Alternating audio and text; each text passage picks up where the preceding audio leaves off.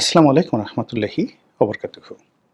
সম্মানিত দর্শক, আজ যে বিষয়টি নিয়ে আলোচনা করব এটি জনদুর্ভোগ নিয়ে এবং বিষয়টি জনগুরুত্বপূর্ণ।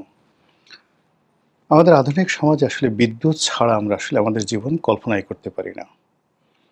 আমাদের ঘর, বাড়ি, মিল, কারখানা, অফিস, আদালত, দোকানপাট থেকে শুরু করে এমনকি আমাদের যে চলাচল, এটিও বিদ্যুতের উপর নির্ভর করে। আপনারা জানেন যে এই ঢাকা শহরে প্রচুর ব্যাটারি চালিত রিক্সা রয়েছে। প্রচুর ব্যাটারি চালিত গাড়ি রয়েছে, বিদ্যুৎ চালিত গাড়ি রয়েছে। তো সেই যে বিদ্যুৎ সেক্টর, সেই বিদ্যুৎ সেক্টরের যে বর্তমান দুর্ভোগ এবং দুর্দশা, এটা মোরালেস আপনারা সবাই জানেন। বিভিন্ন মানুষকে আপনি দায়ী করতে পারেন। কিন্তু যেভাবে লোড ম্যানেজমেন্ট করা হচ্ছে, আর এই লোড ম্যানেজমেন্টের কারণে টেকনাফ থেকে তেঁতুলিয়া পর্যন্ত প্রত্যন্ত অঞ্চলের মানুষের জীবনে যে দুর্ভোগ দুর্দশা দেখা দিচ্ছে, তার উপরে আবার মরার উপর খাড়াগা হিসেবে ভৌতিক বিল আসছে। আমি নিজে এর দ্বারা ক্ষতিগ্রস্ত এবং সমাজের আরও অনেক সেলিব্রিটি, আপনি ধরুন মিজানুর রহমান আজহারি সাহেবের মতো মানুষ কতটা অসহায় হলে সে বলতে পারে যে এই মাসে আমার বিদ্যুৎ বিল এত বেশি আসছে, আউট অফ ইমাজিনেশন। এরপর অন্যান্য যারা বিখ্যাত সাংবাদিক আছেন, তারপর মিডিয়া ব্যক্তিত্ব আছেন, তারা প্রায় সবাই এই বিদ্যুতের বিল নিয়ে আর্তচিৎকার করছেন। ফেসবুক খুললে, সামাজিক মাধ্যম খুললে অসংখ্য ভুয়া বিদ্যুৎ বিলের যে কাগজ, সেটা সামনে চলে আসে। দেখা গেল একজন মানুষ গত মাসে সে বিল দিয়েছে ২,০০০ টাকা বা ২১০০ টাকা। এই মাসে তার বিল চলে এসছে ১১,০০০ টাকা। কেউ হয়তো গত মাসে ৯,০০০ টাকা বিল দিয়েছে, এই মাসে বিল চলে আসছে ৩৩,০০০ টাকা। এইরকম একটা দুটো নয়, হাজার হাজার নয়, লাখ লাখ মানুষ প্রতারিত হচ্ছে, দুর্ভোগ দুর্দশার শিকার হচ্ছে এবং এই বিষয়গুলো সমাধানের জন্য তারা বিদ্যুৎ অফিসে যাচ্ছে। যাদের লোকজন আছে, কানেকশন আছে, তারা হয়তো খুব সহজে এগুলো সমাধান করে আসতে পারছে। যারা পারছে না, তারা দুর্ভোগ দুর্দশায় পড়ে নিজেদের যে সুখ স্বাচ্ছন্দ্য হারাম হয়ে গেছে রীতিমতো। অনেকে হাজারি করছে, অনেকে ধৈর্যচ্যুতি ঘটে বিদ্যুৎ অফিসে গিয়ে মারামারি পর্যন্ত করছে। এর বাইরে যে ঘটনাগুলো ঘটছে সেটা হলো এই প্রিপেইড মিটার যেখানে আছে সেখানে মারাত্মক কতগুলো সমস্যা দেখা দিয়েছে। অর্থাৎ প্রথমত এই যে প্রিপেইড মিটার, ইদানিংকালে আমরা যেটা সোশ্যাল মাধ্যমে দেখলাম যে অনেকগুলো জায়গাতে প্রিপেইড মিটার স্থাপন করার জন্য বিদ্যুৎ বিভাগের লোকজন গেছে। স্থানীয় লোকজন রাগে ক্ষোভে এই সকল মিটার আছাড় দিয়ে ভেঙে ফেলেছে, বিদ্যুৎ বিভাগের লোকজনকে পিটুনি দিয়েছে। আর অন্যদিকে যারা এক্সিস্টিং মানে এই প্রিপেইড মিটার ব্যবহার করছে, এখন দেখা গেল যে এখানে যে সকল চার্জ আছে, ডিমান্ড চার্জ আছে, লোডিং চার্জ আছে, যা যা আছে, এগুলো একটা নর্মাল একটা ওয়ে আছে। প্রতি মাসে ধরুন আপনার বাসায় ১০ কিলোওয়াট বিদ্যুৎ আপনি লোড দেওয়া আছে, পার কিলোওয়াটে ধরুন ৪৫ টাকা করে। সরকার আবার মিটার চার্জ যেটা নিত এটা বন্ধ করে দিয়েছে। এখন ৪৫ টাকা করে যদি হয়, তো আপনি ব্যবহার করেন বা না করেন, এই যে আপনার যে ১০ কিলোওয়াট বিদ্যুৎ আছে এটার জন্য আপনাকে মাসে ৪৫০ টাকা দিতে হবে। যদি আপনার লোড থাকে ১০০ কিলোওয়াট, আপনি এসিটিসি চালান ১০০ কিলোওয়াট 3 ফেজ লাইন, তো সেক্ষেত্রে আপনাকে ৪,৫০০ টাকা দিতে হবে। তো আপনি যখনই এখানে টাকা ভরবেন প্রতি ৩০ দিনে ৪,৫০০ টাকা ১০০ মেগা মানে কিলোওয়াট হলে কেটে রাখবে, ১০ হলে ৪৫০ টাকা কেটে রাখবে। এটা নরমাল, এটা সবাই জানে। কিন্তু দেখা গেল যে একজন মানুষ ১০,০০০ টাকা ভরছে, তার মধ্যে ৮,০০০ টাকাই নেই, বা টাকা ভরছে, টাকা ভরার পর টাকা ঠিকই শো করছে কিন্তু সে ব্যবহার করলো না, সে ব্যবহার করছে না কিন্তু তার টাকাটা থাকছে না, সঙ্গে সঙ্গে মিটার থেকে মাইনাস হয়ে যাচ্ছে। এরকম অসংখ্য ঘটনা। আমি নিজে আমার একটা মিটার আছে প্রিপেড মিটারে, তো আমি টাকা জমা দিতে গেলাম। প্রথমে বিকাশ থেকে জমা দিলাম, ৮-১০ হাজার টাকা জমা দিলাম। পরে দেখা গেল যে অনেকগুলো ২০-২৫টা নম্বর আসছে, মানে একটা নম্বর আমার মিটারে রিচার্জ হচ্ছে না। মাথা খারাপ হয়ে গেল, এদিকে মিটার চলছে না। তখন ডিজিএম সাহেবকে টেলিফোন করলাম। ডিজিএম সাহেবকে টেলিফোন করার পর যেটা জানলাম যে ওই নতুন সিস্টেম আপডেট করার কারণে কাজ করছে না। পরে উনি দয়া করে একজন লোক বাসায় পাঠায় দিলেন। সে অনেক কষ্ট করে সেই মানে আমার সেই টাকাটা মিটারে ঢুকিয়ে দিল। এখন এটা ধরুন আমার একটা ব্যক্তিগত সম্পর্ক আছে, টেলিফোন করলে মানুষ রেসপন্ড করছে, এজন্য আমি এই সুযোগটা পাচ্ছি। কিন্তু অন্যরা তো এই সুযোগটা পাচ্ছে না। তারা কিন্তু ধৈর্য হারিয়ে ফেলছে। মানুষের সবচেয়ে বেশি খারাপ লাগছে কয়েকটা কারণে। প্রথমত কারণ হলো যে এই একই সঙ্গে ৩-৪টা সমস্যা দেখা দিয়েছে। এলপিজি সিলিন্ডার, এলপিজি সিলিন্ডারের দাম বাড়ছে। তারপরে ওই যে সিএনজি যে ফিলিং স্টেশনগুলো, সেখানে গ্যাস নেই।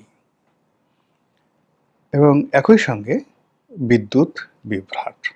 মানে গ্রামের একটা বেশিরভাগ অংশে সেখানে লোডশেডিং হচ্ছে।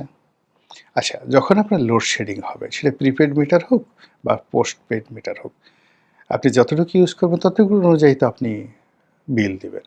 কিন্তু দেখা গেল যে মাসের মধ্যে আপনার মোর দ্যান 20 ডেজ আপনি যদি হিসাব করেন, আপনার বিদ্যুৎ ছিল না। 10 দিন বিদ্যুৎ ছিল। কিন্তু যে মাসে মাত্র আপনি 10 দিন ব্যবহার করলেন, এর আগে যখন আপনি 30 দিন ব্যবহার করেছেন, 30 দিন ব্যবহার করার পরে ধরুন আপনার বিল আসছে ২,০০০ টাকা। আর আপনি ব্যবহার করেছেন 10 দিন, মানে 20 দিনই আপনার লোডশেডিং চলেছে, কিন্তু বিল এসে গেল ৯,০০০ টাকা। ঠিক ওই সময়টাতে একজন যিনি ভোক্তা বা বাড়ির মালিক বা যিনি এক মিটারের মালিক, ভুক্তভোগী, আপনি তার এবং তার পরিবারের উপর কি মানসিক প্রেশারটা পড়ে এই বিদ্যুতের কারণে। এবং এই জিনিসগুলো হয় কি একই সঙ্গে অনেকগুলো সমস্যা মানে কম্প্যাক্ট হয়ে গেছে, মিশে গেছে। যেমন ধরুন, যদি মানুষের অর্থনৈতিক অবস্থা ভালো থাকতো, ব্যবসা বাণিজ্য চলতো, টাকা আসছে, বিদেশ থেকে টাকা আসছে, আয় রোজগার হচ্ছে, মাসে ২ লাখ টাকা ইনকাম করছি, বিদ্যুৎ বিভাগ যদি ৫,০০০ টাকা বেশি নেয়, ওটা গায়ে লাগে না। এখন আমার আয় নেই, রোজগার নেই, ব্যবসা বন্ধ, যারা ভাড়া থাকছি ভাড়া দিতে পারছি না, যারা বাড়িওয়ালা তারা ভাড়া পাচ্ছেন না, যারা দোকানদার দোকানে বেচা বিক্রি নেই, স্টাফদের বেতন দিতে পারছেন না, সব মিলিয়ে যখন অর্থনৈতিক অবস্থা ত্রাহি ত্রাহি, ঠিক সেই সময়টাতে দুপুর হয়ে গেছে, বিদ্যুৎ নেই। দুপুরে খাবেন, আপনার গ্যাস নেই, চুলায় গ্যাস নেই। বাজারে যাবেন, পকেটে টাকা নেই। রাস্তায় নামবেন, সিকিউরিটি নেই, মারামারি হচ্ছে, রাস্তা বন্ধ। আসার সময় ছিনতাইকারীর কবলে পড়ে গেলেন। এভাবে এই যে জনপদ, এই জনপদ যেভাবে মানুষের জন্য দুর্বিষহ হয়ে পড়ছে, যেখানে মানুষের জীবনকে অনিশ্চিত করে দিচ্ছে, যেখানে প্রতিটি পরিবারে রীতিমতো হাহাকার, হাপিত্যের শুরু হয়েছে। এই হাপিত্যেসের সঙ্গে এই বিদ্যুতের বিভ্রাট, সিএনজি, এলএনজির মূল্যবৃদ্ধি, তার সঙ্গে সঙ্গে সেগুলো পাওয়া যাচ্ছে না। কর্মসংস্থান নেই, আইন শৃঙ্খলার অবনতি, আর কোনো রাজনৈতিক যে গোল, সেই গোল নেই। প্রতিদিনই দুঃসংবাদ বিভিন্ন সেক্টর থেকে আসছে। এর ফলে কি হলো না, যে যার জায়গা থেকে মানুষ ভেঙে পড়ছে। ভিতর থেকে স্বপ্রণোদিত হয়ে একটা কাজ করবে দেশের জন্য, নিজের জন্য, সরকারের জন্য, এরকম উদ্দীপনা তৈরি হচ্ছে না। সরকারকে ট্যাক্স দিবে, নিজের পরিবারকে ভরণ পোষণ করবে। এটা না হয়ে একটা ফ্রাস্ট্রেশন, যেটাকে বলা হয় ন্যাশনাল ফ্রাস্ট্রেশন, জাতীয় হতাশা, এটা ছড়িয়ে পড়েছে সব ক্ষেত্রে। মানুষ ধৈর্য হারা হয়ে পড়েছে। হযরত আলী রাদিয়াল্লাহু তাআলা আনহুর একটা বিখ্যাত কথা আছে। তিনি বলেছেন যে একটা রাষ্ট্র বা একটা দেশ, একটা জাতি রসাতলে গেছে কখন বুঝবে যে এই রাষ্ট্রটি, দেশটি রসাতলে গেছে? তার প্রথম হলো যে দরিদ্র যারা মানুষ তারা ধৈর্য হারা হয়ে গেছে। আপনারা জানেন যে দরিদ্রদেরকে আল্লাহ একটা অসম্ভব নিয়ামত দান করেন। তারা আলহামদুলিল্লাহ আলা কুল্লি হাল, সর্বাবস্থায় বলে যে আমি ভালো আছি। পেটে ক্ষুধা, জিজ্ঞেস করলে একগাল হাসি দিয়ে বলবে আল্লাহ ভালো রাখছে আলহামদুলিল্লাহ। তো এই যে তার এই গুণাবলীটা যেটা ঈশ্বর প্রদত্ত, আল্লাহ প্রদত্ত, সেই গুণাবলীটা যখন তার ভিতর থেকে চলে যায় এবং সে যখন অধৈর্য হয়ে যায়, গালাগাল করে, খিস্তি খেউড় করে, মারতে চায়, অস্থিরতা দেখায়, মেজাজ গরম দেখায়, বেয়াদবি করে, ইট মিনস রাষ্ট্রটা রসাতলে গেছে। দ্বিতীয় যে বক্তব্য হযরত আলী রাদিয়াল্লাহু তাআলা আনহুর, সেটি হলো ধনীরা কৃপণ হয়ে যায়। আমাদের ধনীরা এখন কি পরিমাণ কৃপণ হচ্ছে দেখেন, আপনি এখন কোনো ধনী খুঁজে পাবেন না। এই অল্প সময়ের মধ্যে গত ৬ মাসের মধ্যে গিয়ে দেখেন, আমাদের এই দেশের যারা টাকা পাচারকারী তারা টাকা পাচার করে সুইস ব্যাংক ভরে ফেলেছে। সরকারের রেকর্ড অনুযায়ী যে পরিমাণ নতুন কোটিপতি এই গত ২ বছরে যুক্ত হয়েছে কিংবা গত ৬ মাসে যুক্ত হয়েছে, তা অতীতের সকল রেকর্ডকে ব্রেক করে ফেলেছে। এবং এই টাকা তারা দেশের মিল করছে না, কারখানা করছে না, ইন্ডাস্ট্রি করছে না, সরকারকে ট্যাক্স দিচ্ছে না। শুধুমাত্র আলিবাবা ৪০ চোরের মতো তারা টাকা উপার্জন করছে, কালেকশন করছে, ছিনতাই করছে, রাহাজানি করছে, ডাকাতি করছে এবং সেই টাকাগুলো আবার নিজেদের নিরাপদ ভোগ দখলের জন্য দেশের বাইরে পাচার করে দিচ্ছে। ফলে আমরা রীতিমতো ফোকলা হয়ে যাচ্ছি। আর সেই ফোকলা হওয়ার মধ্যে যখন এরকম বিদ্যুৎ নিয়ে সমস্যা হয়, বিদ্যুতের বিল নিয়ে সমস্যা হয়, তখন আর মানুষ এই ব্যাপারে ধৈর্য রাখতে পারছে না। মানুষ নিজেকে স্থির করতে পারছে না। ফলে বিদ্যুতের বিল নিয়ে, প্রিপেড মিটার নিয়ে, বিদ্যুৎ বিভ্রাট নিয়ে সারা বাংলাদেশে একটার পর একটা ঘটনা ঘটে যাচ্ছে। এবং তারই প্রেক্ষিতে বিদ্যুৎ বিভাগ থেকে একটা প্রথমে সতর্ক জারি করা হলো, যারা এই ধরনের বিদ্যুতের বিল নিয়ে উল্টোপাল্টা কথাবার্তা বলবে তাদের বিরুদ্ধে আইনি ব্যবস্থা নেওয়া হবে। আবার পরে দেখা গেল নিজেরা সেই জিনিসটিকে থেকে ফিরে এসে সেটা তারা উইথড্র করলো।